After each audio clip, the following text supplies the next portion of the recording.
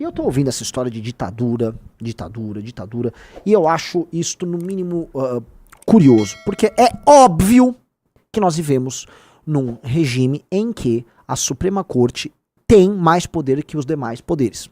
A Suprema Corte é a entidade que mais manda no Brasil. E naturalmente as pessoas falam, o Xandão é o ditador, o Xandão é o imperador. Eu acho isso uma imprecisão, e é uma imprecisão meramente retórica. Isso é uma imprecisão retórica, usada pra falar, o Xandão é o ditador que manda. Veja só, o Xandão dispõe de superpoderes, assim como o Barroso dispõe de superpoderes. A ADPF das favelas, que é um dos maiores absurdos que poderia passar, que é uma das coisas que inviabilizam o combate ao crime no Brasil, é coisa do Barroso. É coisa do Barroso. O Gilmar vai falar que o Xandão manda mais que o Gilmar? Alguém aqui em sã consciência diz que o Xandão manda mais que o Gilmar? Gente, o Xandão manda porque o Gilmar manda muito. Porque o Xandão, ele não tem controle de exércitos. Vocês entenderam? De onde vem a força do Xandão? De onde vem?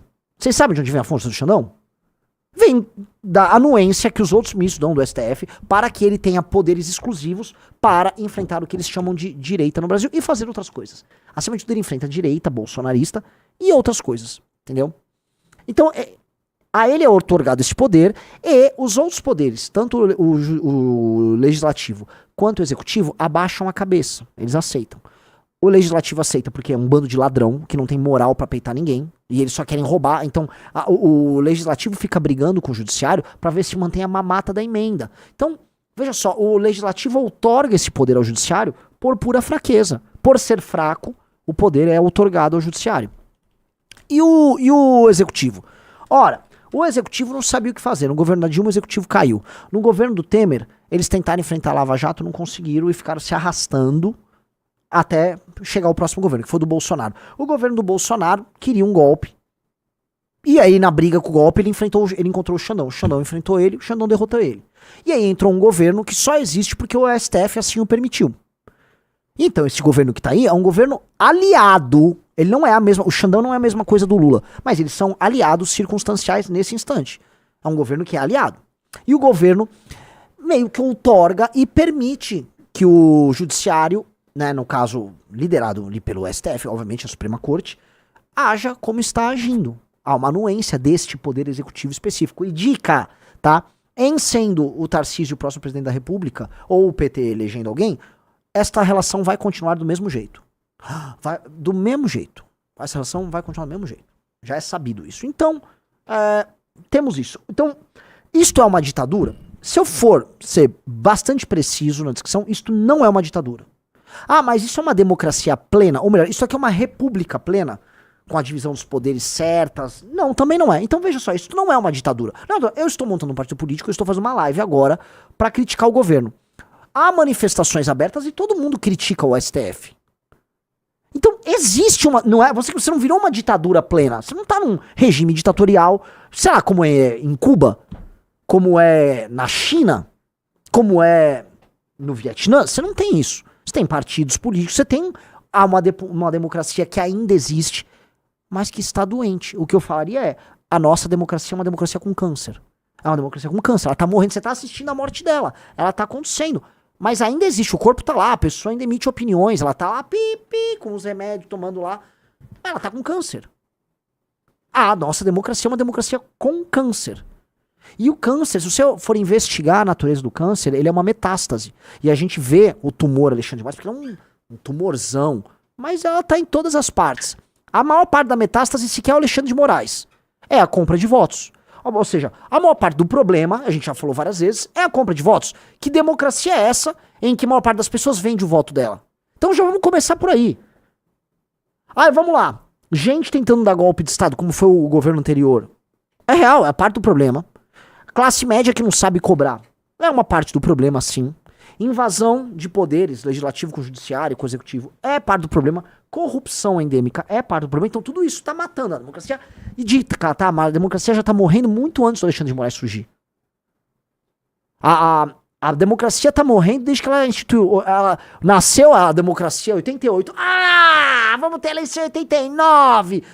Já nasceu cancerosa com a Constituição de 88. Já nasceu com tumor. Aí ficou ali o tumor crescendo. Quando veio o mensalão, galera, tipo, todo mundo, caracoles, que tumorzão. E foi, aí Petrolão, puta de um tumorzão. Veio 2013, sabe o que foi 2013? Uma febre. A febre, o corpo tá com a febre. Ah, tá suando. Não, mas vamos reagir, vou tomar cirurgia, um remédio, tal. Aí derruba, não, vamos fazer cirurgia. Aí fizemos uma cirurgia. Arrancamos um tumor, que era a Dilma e o governo PT. Tira a cirurgia. Não, beleza. Vamos lá, agora eu vou fumar esse cigarro, chama Malmito, né? Fumei aqui o Malmito. Puta cigarrão, aí deu um câncer no pulmão. Aí, plum, é um novo câncer. E aí, como resposta, não, aqui eu vou tomar esse remédio, que deu câncer também, Alexandre de Moraes. Então a democracia é um corpo morrendo. Então você vai ver coisas de um corpo que tá vivo, do organismo vivo, e ao mesmo tempo você vê o problema. Você vai ter que tratar, porque o que nos interessa é o seguinte: nós temos que salvar a república. E nós temos que entender que ela não tá tornada totalmente uma ditadura, mas ela se encaminha para algo que me parece ser uma ditadura das elites.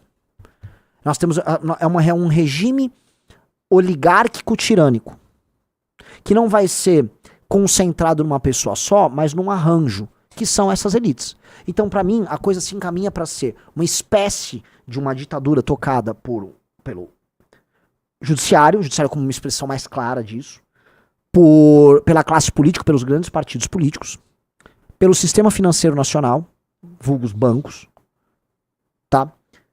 Elite do funcionalismo, todo mundo mais ou menos amarrado. Esta é a tal da ditadura que a gente pode pintar. Ela é muito maior do que o Alexandre de Moraes. Porque, entendam uma coisa, o Alexandre de Moraes sozinho não é nada, ele é um ministro supremo, como o André Mendonça é um ministro supremo. Porque alguém vai ter que falar, ué, Renan, bastava, sei lá, por que um outro ministro não abre um inquérito, tipo do Xandão, e sai dando despachos diretos contra esquerdistas? Ora, não é isso o ministro supremo poder fazer? Ele não vai fazer. Por que ele não vai fazer? Porque seus pares não vão validar. Então, o poder do Alexandre de Moraes já começa pela validação dos pares. Então, e os pares se validam por uma rede de negócios e contatos políticos e financeiros que significa, se tem um nome, é elite brasileira. É por isso que a elite brasileira, a CBF pertence a esse bloco político hoje. É por isso que esse arranjo está tudo amarrado. Então, é um arranjo que ele cria uma cara de democracia hoje, que é o sufrágio, que é o voto, em que as pessoas otárias vão e apertam um botão lá numa urna, como se fosse uma caixa mágica, aperta o botão, a maior parte delas, especialmente em eleições municipais, ganhou um dinheiro pra fazer isso, ninguém fala, né? A compra de voto, ela é regra no Brasil, tá? Você vê aquilo acontecer, tal, os políticos entram, não cumprem o que falam, o orçamento não é cumprido, todo mundo arrasta, a dívida fica rolando, tal, e sua vida vai ficando uma merda. É isso. A isso a gente dá o nome de República Federativa do Brasil. Isso precisa ser reformado profundamente. É uma reforma colossal que precisa ser feita nesse estado doente. É isso. Ou acreditar na ilusão. Entendeu? Agora, essa redução do tipo, não, o Xandão... Assim, o Xandão, ele é a face mais visível de algo que é muito maior do que ele. Curiosamente, e esse é meu problema com o bolsonarista só fala do Xandão. Ele não vai falar quem tá atrás do Xandão, porque quem tá atrás do Xandão, em geral, tá também atrás do bolsonarista, né? Veja só, o Bolsonaro, né, o Lula provavelmente vai ser substituído como próximo presidente da República pelo Tarcísio. O Tarcísio vai ser colocado lá pelo Centrão. O Centrão são sócios do Xandão nesse aparato de elite do Brasil. E governadorão junto com o STF. Todo mundo sabe disso. Todo mundo, absolutamente todos sabem. Sabe quem também sabe? O sistema financeiro brasileiro, que sabe esse mesmo arranjo. Todo mundo sabe disso. Isso é óbvio. É ululante. Entendeu? E aí vocês vão ver, porque assim, essas coisas vão se manifestando, e aí, logicamente, todos os agentes têm o seu espaço individual pra expressar seu poder. E aí, esse caso, que é absolutamente insano, da reciprocidade exigida ali com a Espanha. Veja, vocês sabem que eu acho o jornalista Oswaldo Eustáquio um bizarro. Agora o Xandão vai lá, extradita e manda pra mim. A Espanha não. Não. E, pelo amor de Deus, se eu não me engano, peguem aí, o governo espanhol ainda é um governo do PSOE. Acho que é um governo de esquerda ainda do PSOL. Aí, o Xandão foi, não, manda aí. Porque olha só, né, voltando, é um governo de esquerda, ou seja, em tese, né, tem super interesse em pegar um extremista de direita, como Oswaldo Eustáquio, e mandar embora. Beleza. Ah, é isso, né? Quem é? O Pedro Sanches. É do PSOE. É um partido da esquerda. Então, eu já tinha falado antes, fora aqui do Brasil, o que é feito pelo Alexandre de Moraes não é visto no mundo como, nossa, o pináculo da civilização, o rei da democracia. O PSOE, que é um partido de esquerda, partido dos operários da Espanha, tá? Falou não. Aí ele falou, não, então reciprocidade. É a primeira coisa, o judiciário nosso não pode determinar qual é a relação diplomática que o Estado brasileiro terá com a Espanha. Ele não pode alterar o status das relações diplomáticas Brasil e Espanha e exigir, não, agora reciprocidade, eu não vou. Não é você que determina isso, Alexandre de Moraes. Não é, mas, gente, se o governo federal fosse uma casa e houvesse ali um banheiro, o Xandão vai lá e mija de porta aberta. Aí ele mijou de porta aberta, ô Itamaraty, é o seguinte, eu vou fazer tal coisa, tá? E tchau. E é isso, e vai ficar por isso mesmo. Porque, entendam, se isso é uma prerrogativa do executivo que foi assumida pelo judiciário, isso significa que tá tendo, no mínimo, o silêncio do executivo. E tem o seu executivo, porque o executivo se beneficia deste arranjo em que o judiciário é o porrete. O Lula achou, talvez, assim, que eu vou trazer crescimento econômico enquanto esse Xandão combate a extrema-direita. Ele combate a extrema-direita e vai ficar combatendo a extrema-direita aí. Café, pão, leite, vai ter pão, vai ter café, a extrema-direita vai combater a extrema-direita. Ele achou que ia fazer isso. E o Xandão vai ficar no porrete e ele fazendo a economia crescer. Pois bem, ele não fez a economia crescer. E aí você tem um país doente, em que o Alexandre de Moraes continua com o porrete, eles continuam autorizando o porrete, e é isso. Então, tá rolando isso. É bizarro. Então, o que a gente vai fazer? É lógico que é bizarro. Mas, se a gente não entender o cerne, como é que se dá esse arranjo, você não vai saber sequer como combater ele. O discurso do bolsonarismo é tipo, o Xandão é um ditador fazendo isso. Porra, não é que o Xandão está fazendo sozinho, ele não está fazendo sozinho. Ora, se ele teve essa posição sobre reciprocidade, ele passou sobre prerrogativas agora do executivo. O executivo deixou. Se o executivo deixou, então o executivo está permitindo isso ao Xandão. O judiciário também permite isso ao Xandão. Quem mais permite isso? Quem mais outorga? Ora, a Polícia Federal não obedece ele em tudo? A Polícia Federal, pelo que eu sei, ela responde a quem, senhor Rafael Almeida Rizzo? Ao governo federal. Exatamente, e em especial o ministro da Justiça. Curiosamente, o ministro da Justiça é um ex-ministro do STF, Lewandowski. E o anterior era quem? É o atual ministro do STF, Flávio Dino. Poxa, que curioso. É assim, a Polícia Federal hoje faz o que faz. Ora, eu tive que ir depor na Polícia Federal, porque o Flávio Dino, quando foi ministro da Justiça, falou, o Renan atacou o presidente Lula. Vai, manda investigar esse vagabundo aí. Foi isso. Aí eu tive que depor. Sacou? E só pra entender uma coisa, gente, o PT sempre foi dominante em tudo que ele fez. Dominante. O PT, ele tem aquele livro do Dawkins, né, o gênio egoísta. O PT tem um gênio egoísta ali. O PT, ele quer sempre se impor, ele quer sempre ser o hegemônico. Pro PT aceitar a perda de prerrogativa, porque tem um arranjo. Então então você tem que olhar aquilo de maneira, né, multifacetada ali. Todos os elementos. Quem são os elementos que constituem essa elite e por que essa elite outorga o poder para o Alexandre de Moraes fazer essas coisas? Ok? Você tem que entender. Tá. Então vamos abrir o leque. Porque eu não vou comprar esse discurso. Assim como eu não compro o discurso do Bolsonaro. Não. O Brasil. Eu vou libertar o Brasil. Lembra? Ia ser libertado se libertar o Brasil com um golpe de Estado do Bolsonaro. Vocês imaginem, né? Sempre lembrando que o Bolsonaro queria a porra de um golpe de Estado e nós seríamos, se desse certo, né, governados por um tempo, que acho que daí é uma merda gigantesca, por gente do calibre dele, do General Heleno e do Braga Neto, dos Kids Pretos e do Carluxo. O que seria isso? Será que eu estaria fazendo essa live aqui? Eu pergunto, será que o câncer teria matado e a gente, né, já tava numa ditadura? Essa é uma minha pergunta. Porque pra mim o Bolsonaro é um dos tumores nesse corpo, ele não é a cura, né? O bolsonarista acha que o Bolsonaro é tipo, né, um soro que vai ser colocado na veia e vai curar aquele corpo, quando na verdade aquele soro é tipo, vamos lá, cândida, estão botando cândida aqui no negócio, mas você tá se envenenando. Sim, você tá se envenenando, o bolsonarismo te envenena. E aí é o problema, por isso que o debate público no Brasil é bizarro, por isso que essas discussões são todas doentias, né? Por isso que fica, anistia o quê, cara?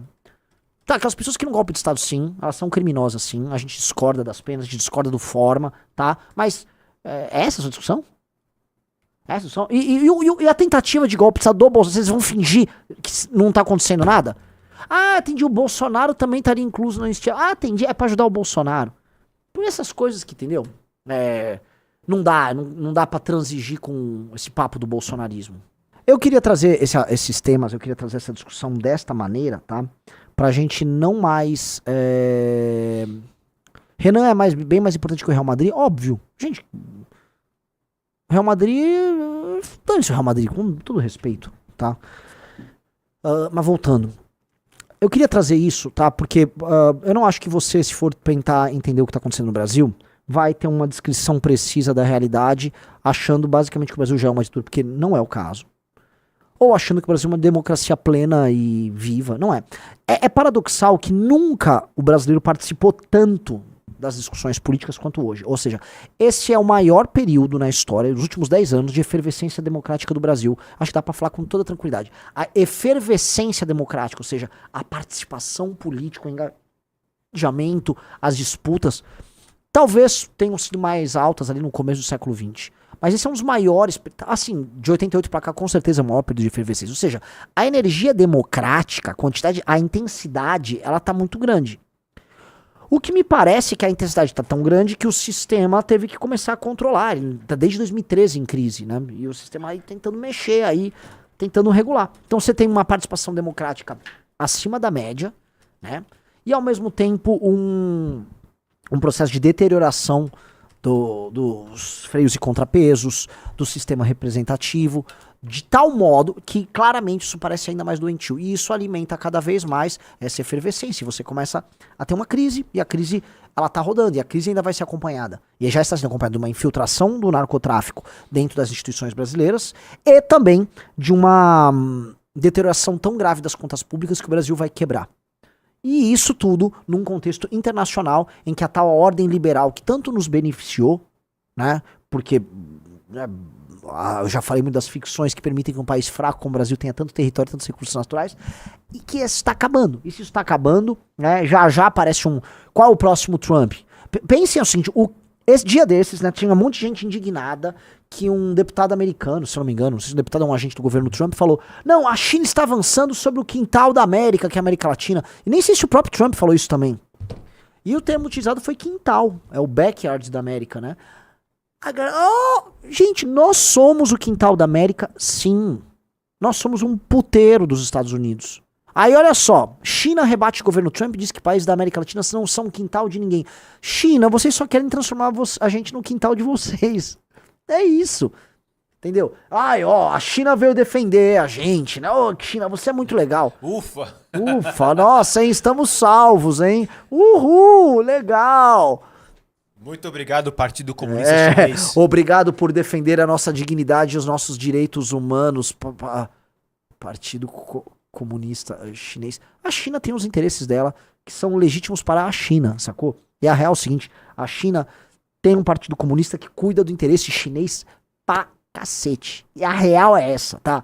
Gostemos ou não do regime deles, não defendemos o regime deles, mas o partido deles entregou resultado pra eles e cuida do interesse chinês. Aqui não vamos falar que ninguém tá cuidando, ninguém cuida do interesse brasileiro. Então a gente tá aqui também numa situação patética, tá? E os chineses querem se aproveitar disso. Por quê? Porque nós somos esse caldeirão, né, festivo pronto para ser dominado. Então já, vamos supor que assume um J.D. Vance. Ele acha, como todo americano, acha que nós somos um quintal.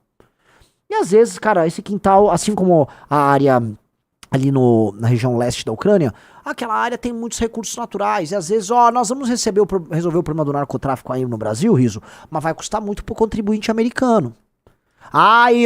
Isso vai custar muitos bilhões pro contribuinte americano. Nós queremos direito de exploração de tal coisa.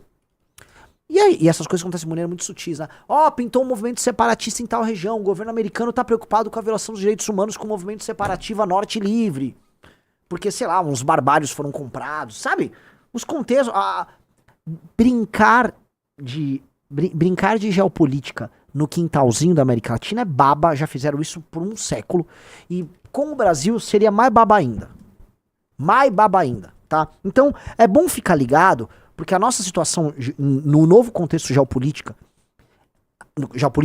ela é tão grave, ela é tão tensa, que nós vamos precisar de uma guerra interna para estabelecer uma legitimidade de um regime democrático e republicano, tá? Mas que aponte um Brasil forte. Porque definitivamente, se o Brasil não for forte, não haverá Brasil. Se o Brasil não for forte, não haverá Brasil nenhum. Ele vai ser picotado. Essa nova ordem que tá pintando é uma ordem muito diferente. A gente está assistindo os primeiros espasmos do nascimento dela.